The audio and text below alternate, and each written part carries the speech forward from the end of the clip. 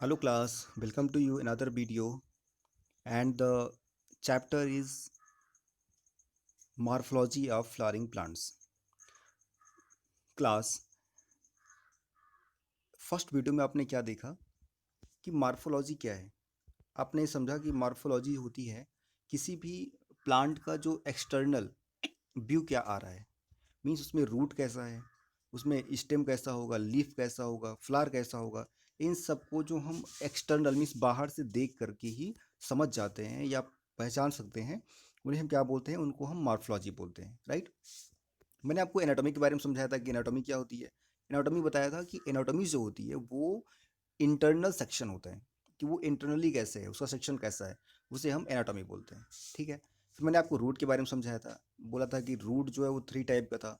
Primary root, secondary sorry, जो root आपने देखा था थ्री टाइप का था, टैप रूट, एडवेंचियस रूट और फाइब्रस रूट देखा था। ठीक है। जनरली जो रूट होता है उसका ओरिजिन जो होता है वो आपका रेडिकल से होगा। अब अगला स्टेप आता है, आप जानते हैं कि रूट के बाद सेकंड पॉइंट जो होता है वो होता है स्टेम। तो स्टेम जो होगा वो आपका प्लूम्यूल से निकलेगा। ठीक है। मीन्स स्टेम जो होता है उसका डेवलपमेंट जो होता है वो किससे होगा, प्लूम्यूल से होगा।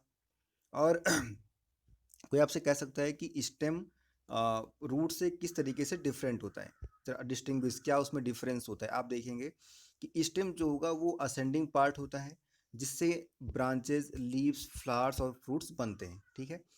स्टेप में दो चीज़ें होती हैं, एक होता है नोड और एक होता है इंटरनोड। क्या होगा, नोड एंड इंटरनोड।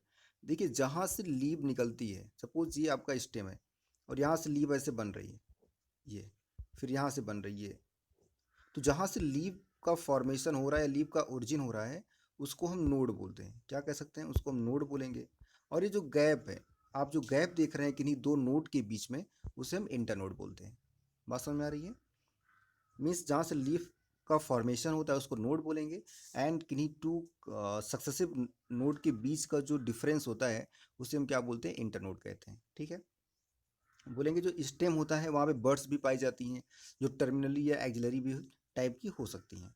इनका फंक्शन अगर आपसे कोई पूछता है तो आप बता सकते हैं कि यहाँ से ब्रांचेस बाहर निकलती हैं, जिनमें लीव्स होता है, फ्लावर भी होता है, फ्रूट होता है। ठीक है।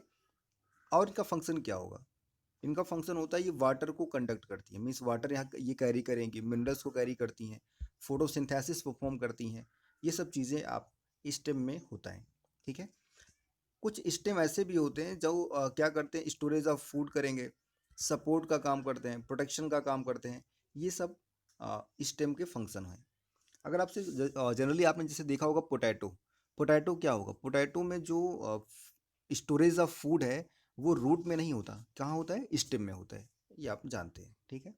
चलिए आगे बढ़ते हैं। नेक्स्ट हेडिंग है मॉडिफिकेशन ऑफ स्टेम। ये मॉडिफिकेशन ऑफ स्टेम क्या होता है, जरा इसके बारे में डिटेल समझते हैं।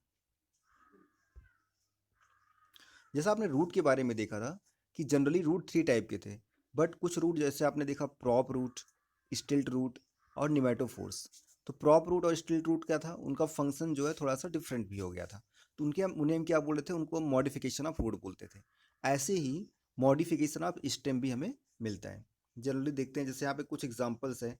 Underground stems, potato, ginger, turmeric, जमीन कंद, कोलोकैसिया, ये सब क्या है, ये फूड स्टोर करते हैं।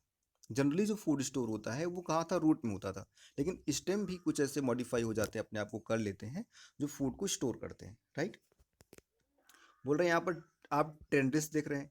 टेंड्रिल्स क्या होता है, ये एक्सिलरी बर्ड से बनते हैं और क्वाइल्ड फॉर्म में होते हैं, जैसे गॉड्स, गॉड्स मतलब cucumber, pumpkin, watermelon, grape vines. तो ये स्टेम ही होते हैं। और स्टेम क्या करते हैं, अपने आप को किस में चेंज कर लेते हैं, ये टेंड्रिल्स के फॉर्म में चेंज कर लेते हैं। ठीक है। जैसे आप देखते होंगे कि कुछ ऐसे प्लांट होते हैं, जैसे वाटरमेलन की प्लांट हो गया, आपका पंपकिन का प्लांट हो गया, कुकुम्बर का प्लांट हो गया। ये क्या होंगे, बढ़ना शुरू करते हैं, इनका जो है हाइट बढ़ना शुरू करती है। वो क्या होता है, वो स्टेम ही होता है, राइट। कुछ होते हैं थ्रोन्स के फॉर्म में होते हैं। थ्रोन्स क्या होता है, थ्रोन्स मतलब होता है कांटा। जैसे कुछ प्लांट ऐसे होते हैं जो अपने आप को सेफ करने के लिए, किससे, जिससे उनका ग्रेजिंग ना होने पाए, उनको कोई चर ना पाए, जो कैटल्स होते हैं ग्रेज ना कर पाए। तो वो अपने क्या करते हैं, स्टेम को थ्रोन्स के फॉर्म में चेंज कर लेते हैं। जैसे एग्जाम्पल सिट्रस, बोगनविलिया, ये हो जाएगा। कुछ ऐसे भी प्लांट्स होते हैं जो एरिड रीजन, एरिड रीजन का मतलब होगा कि ऐसा रीजन, ऐसा प्लेस जहाँ पे वाटर बहुत स्केंटी फॉर्म में होता है या वाटर बहुत कम फॉर्म में दिखाई पड़ता है। यहाँ पर क्या होगा, स्टेम फ्लैटेंड फॉर्म में होगा, जैसे एग्जांपल होगा ओपनसिया। कुछ जगह फ्लेसी सिलेंड्रिकल फॉर्म में होता है, जैसे यूफोर्बिया भी एग्जांपल्स आपने देखा। ठीक है, तो ये चीज़ें आप देख रहे हैं कि मॉडिफिकेशन ऑफ स्टेम कैसे हुआ और स्टेम का जनरली चीज़ें क्या होती हैं। ठीक है, आप यहाँ पर एग्जांपल देख रहे हैं, जैसे आप देख रहे हैं जिंजर, ये भी क्या है, ये मॉडिफिकेशन, ये सॉरी ये भी स्टेम है। जमीकंद हो गया, पोटैटो हो गया। यहाँ पर आप एक्सिलरी बर्ड को देख पा रहे हैं कि एक्सिलरी बर्ड कैसे होता है। ये बॉगनविलिया आप देख रहे हो। तो ये चीज़ें आपके समझ में आ रही हैं।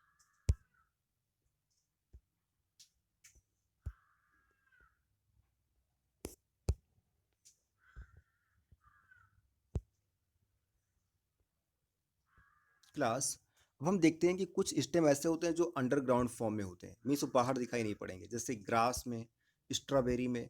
ये सब क्या होते हैं, ये सब अंडरग्राउंड होते हैं। ठीक है, इसके अलावा आप देखोगे तो यहाँ पर बताया जा रहा है lateral branch with short internodes and each node bearing a rostral of leaves and tucked up root is found in aquatic plants like Pistia and Eichhornia। ये कहने का सेंस ये है कि बहुत सारे ऐसे भी प्लांट होते हैं जो एक्वाटिक प्लांट होते हैं, वहाँ पे रूट नहीं होता, तो वहाँ पे रूट का फंक्शन कौन करता है, स्टेम ही वहाँ पे रूट का फंक्शन करता है। एग्जाम्पल देखिए, बना एक कुछ बातें हो रही, बनाना, पाइन एप्पल, क्राइजेंथेमम।